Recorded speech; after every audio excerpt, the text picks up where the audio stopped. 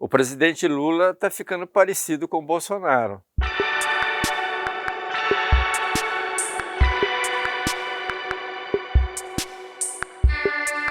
O presidente Lula tem falado coisas sem sentido.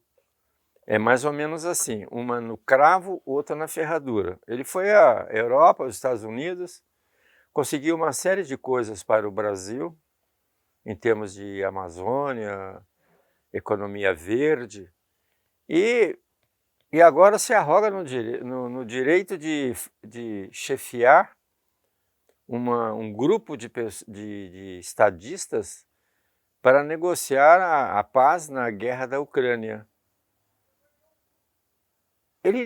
Eu acho que ele não tem assessores. Aliás, assessores ele não tem ouvido os seus assessores, como o Bolsonaro não ouvia.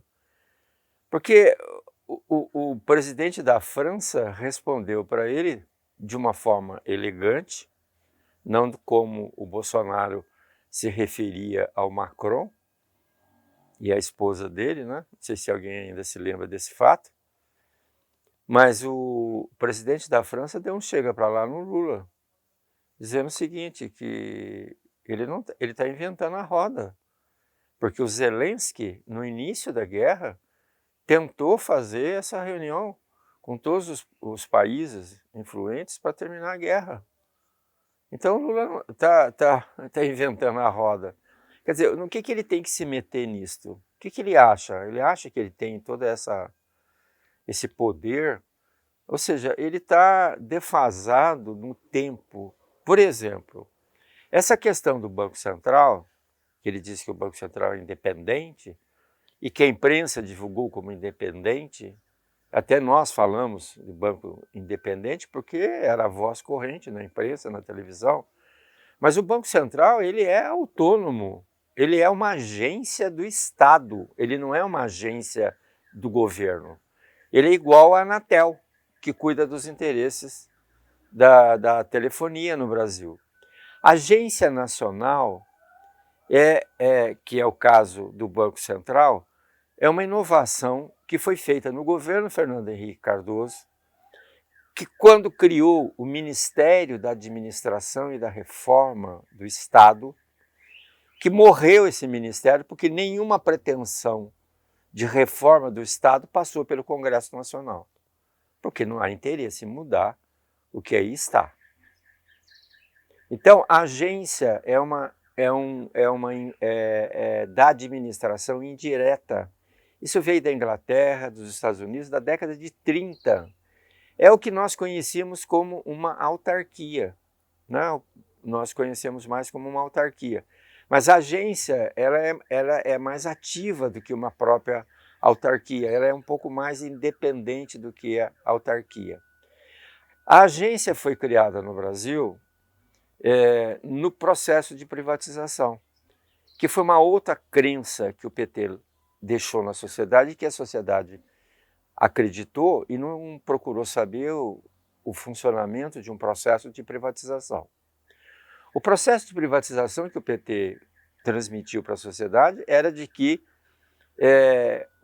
nós estávamos entregando o patrimônio público a uma empresa estrangeira. Não é verdade isto, porque quando o Brasil faz um processo de privatização, o governo fica com parte das ações desse novo empreendimento. Ou seja, o governo é sócio dessas privatizações. E a agência é exatamente para cuidar dos interesses do Estado, cuidar dos interesses da sociedade.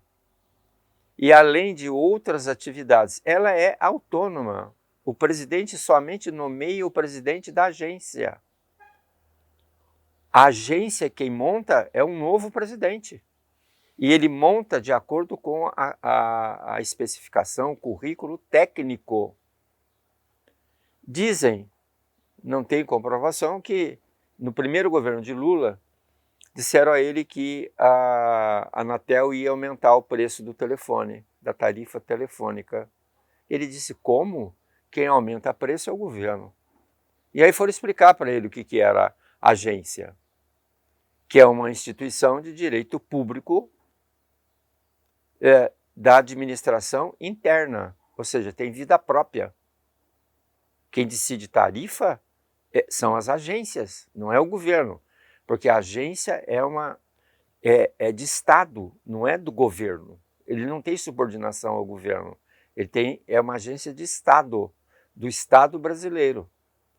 Pois bem, ele acabou com as agências, encheu as agências de pessoas não capacitadas, porque viu ali uma possibilidade de ter o apoio político através da colocação de pessoas em cargos públicos.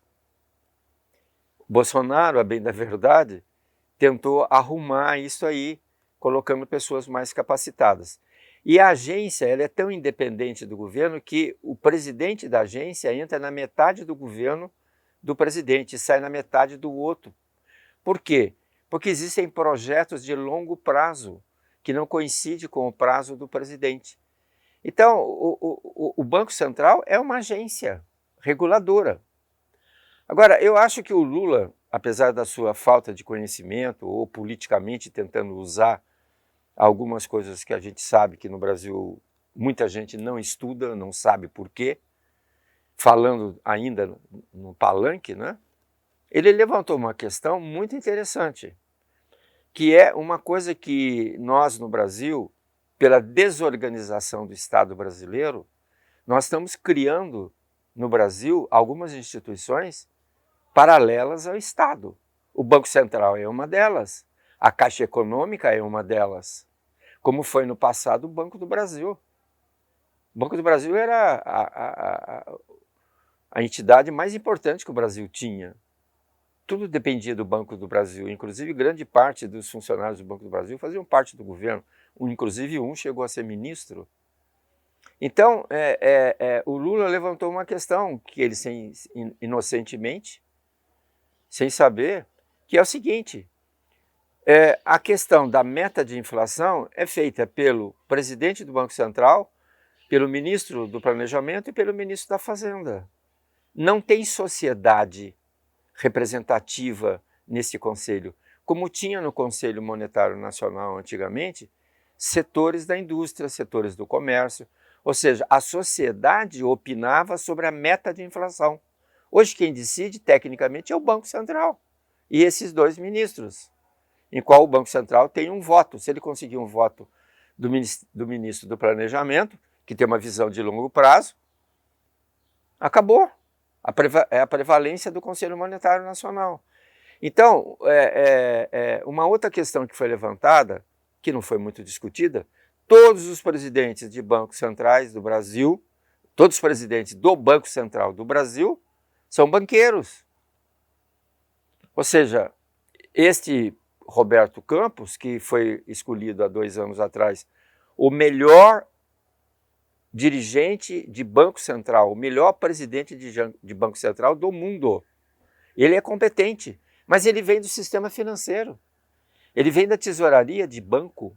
Ele não tem a cabeça na questão das necessidades da sociedade.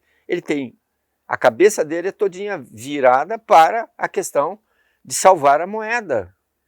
E uma das prerrogativas do presidente do Banco Central é ver a questão do trabalho. Ou seja, ele não pode criar políticas macroeconômicas que prejudiquem o trabalhador, que é o caso, por exemplo, do aumento da taxa de Selic, que na verdade trava o consumo, diminui o consumo e as empresas passam a demitir os funcionários. Um outro aspecto que precisa ser discutido, que foi amplamente discutido nessa última semana pelos especialistas, que tipo de inflação nós estamos tendo? É uma inflação de demanda do Brasil ou é um tipo de inflação de demanda internacional? Essa semana a Volkswagen para de produzir automóveis por falta de peças da China. Então, essa discussão que o Lula atirou e matou o que não viu, precisa ser discutida pela sociedade. Por que o presidente do Banco Central tem que ser um membro do sistema financeiro? Por que não pode ser um economista? Porque existem tantas pessoas capacitadas no Brasil, por que não pode ser uma pessoa que não venha do mercado financeiro? O único que não foi bancário, ou seja, não veio de banco, não foi banqueiro, foi o Tombini, que era funcionário de carreira do Banco Central, que a Dilma simplesmente destroçou a sua carreira, porque exigiu que ele mudasse a taxa de câmbio e deu no que deu, que nós estamos pagando a consequência até hoje do governo da Dilma. Então, tem muita coisa para ser discutida no Brasil. E é muito triste a gente saber que essas coisas não são discutidas em profundidade, porque a sociedade não está preparada para discutir questões desta relevância. É o que eu penso.